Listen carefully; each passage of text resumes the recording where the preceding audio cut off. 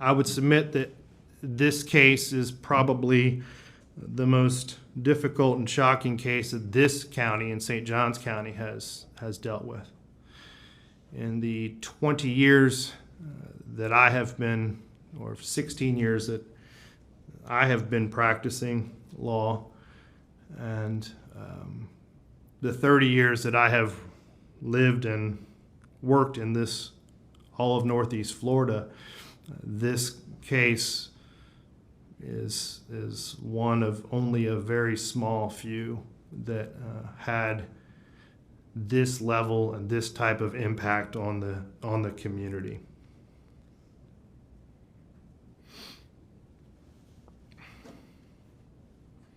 This court gives this factor great weight. As to the last two remaining factors,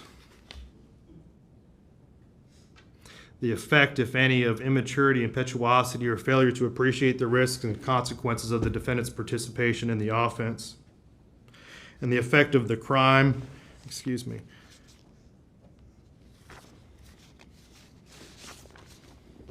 and the nature and circumstances of the offense committed by the defendant. These factors are somewhat combined.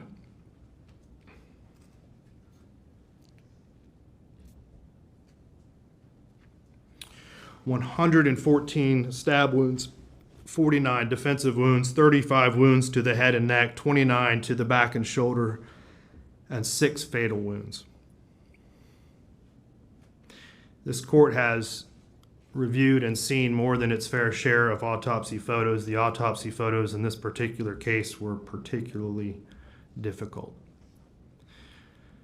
The 49 defensive wounds indicate that Tristyn Bailey was conscious, that she was aware, and that she was doing everything she could to fend off this attack. She suffered a painful, horrifying death from someone that she trusted. Her screams were most likely stifled by her own suffocating lungs. He lured her into a secluded place in the woods near his home, a person that she trusted, and he led her there under false pretenses. There was a heightened level of premeditation in this case. Based on the prior statements that he made to his girlfriend and his friend, he indicated that he was going to kill someone. At which point he determined that it was going to be Tristyn Bailey, I don't know. But there was going to be a victim. He indicated that how he was going to do it, that he would take them into a wooded place, that he would stab them, he would kill them and then run away so that he could keep on killing. He told his best friend that he wanted to kill someone to see what it felt like, and he wanted to watch them bleed out. This particular crime was committed with the weapon of choice as a knife, which he nicknamed Poker. That required a up-close, personal,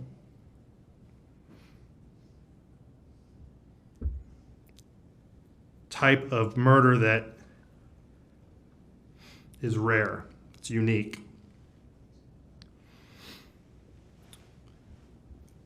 The court accepts that in 2019, of all juvenile arrests, only 7% were violent and only 1% of those were homicides. This crime is clearly an outlier, and it was shocking, and it is shocking to the conscious. This court finds that the defendant's participation in this offense was not the result of immaturity or impetuosity. He understood the risks and consequences of his actions. He previously told his girlfriend that he was going to do this. That clearly shows that he had been planning it.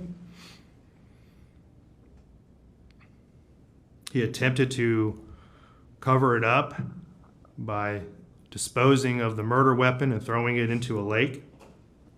He then attempted to conceal evidence by hiding his shoes and shirt and jeans,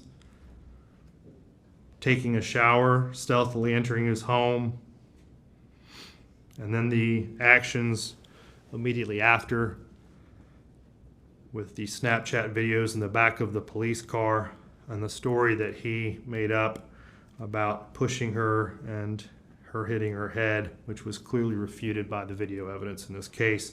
All of that shows, and this court finds, that this was not an immature or an impetuous type of crime.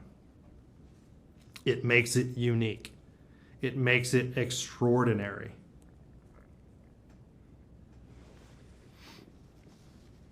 What is also very troubling is that this crime had no motive. This was not done out of greed. It was not done in retaliation, retribution, or revenge. It was not a crime of passion. It was not a crime that was committed because he felt rejected by her. It was not done in a fit of uncontrollable anger. There was no reason. There was no purpose. It was done for no other reason than to satisfy this defendant's internal desire to feel what it was like to kill someone. It was committed in a cold, calculated, and premeditated manner without any pretense for moral or legal justification, and it was heinous, atrocious, and cruel. This factor and this factor alone makes this case and this defendant more than just unique. It is for this reason and all of the reasons previously stated that leads this court to the conclusion that there is only one appropriate sentence in this case. Mr. Fucci, if you and your attorneys would please rise. Counsel, is there any legal reason why this court cannot impose sentence at this time? No, sir. Mr. Fucci, having entered a plea of guilty to the crime of first-degree murder, I adjudicate you guilty of the premeditated first-degree murder of Tristyn Bailey. I sentence you to life in prison. Because of your age, you are eligible for review of the sentence in 25 years. I order the Department of Corrections to notify you when you are eligible to apply for your review hearing. Madam Clerk, if you will please impose the minimum fines and court costs. Mr. Fucci, you have 30 days to appeal the legality of this court's sentence.